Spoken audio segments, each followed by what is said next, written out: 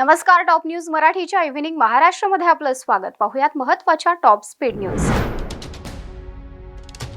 रक्षा खडसेंच्या मुलीला छेडणारे एका विशिष्ट पक्षाचे आरोपींवर कडक कारवाई होणार, मुख्यमंत्री देवेंद्र फडणवीस यांची प्रतिक्रिया.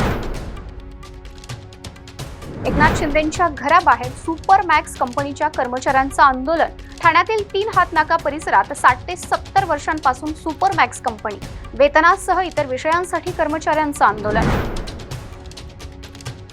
केंद्रीय मंत्र्यांच्या मुलीबाबत छेडछाडीचा प्रकार, या महाराष्ट्रातल्या सर्वसामान्य भगिनींना न्याय कसा मिळणार? शरद पवार गटाच्या नेत्या रोहिणी खडसे यांचा सवाल. पोलीस यंत्रणेकडून गुन्हेगारांना पाठीशी घालण्याचं काम, रोहिणी खडसे यांचा आरोप. स्त्रियांवर होणाऱ्या अत्याचाराबाबत महिला आयोगाची ठोस भूमिका, महिला आयोगाची गरिमा मोठी. आयोगाच्या अध्यक्ष रुपाली चाकणकर यांची प्रतिक्रिया. मुलींच्या छेडछाडीचा प्रश्न येणाऱ्या अधिवेशनामध्ये मांडण्याचा प्रयत्न करणार. मतदारसंघामध्ये मोठ्या प्रमाणात गुन्हेगारी वाढली, अशा घटनांना स्थानिक लोकप्रतिनिधी आणि राजकारण्यांचं संरक्षण. शरद पवार गटाचे नेते एकनाथ खडसे यांचं विधान. अधिवेशनाआधी विरोधक आक्रमक, संध्याकाळच्या चहापानावर बहिष्कार. राज्याचं अर्थसंकल्पीय अधिवेशन उद्यापासून सुरू.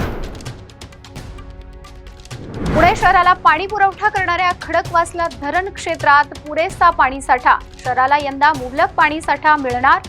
दरवर्षीप्रमाणे याही वर्षी 21 टीएमसी पाणी कोटा कायम ठेवण्याचा निर्णय.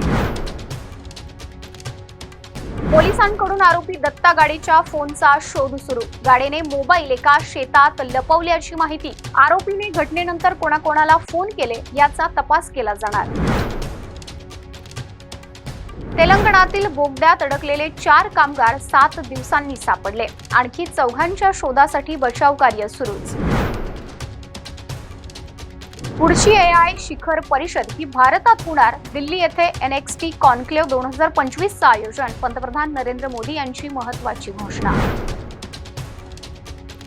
टॉप न्यूज मराठीच्या इव्हिनिंग महाराष्ट्रामध्ये इथेच थांबूयात. पाहत रहा टॉप न्यूज मराठी. आपला महाराष्ट्र, आपली बातमी.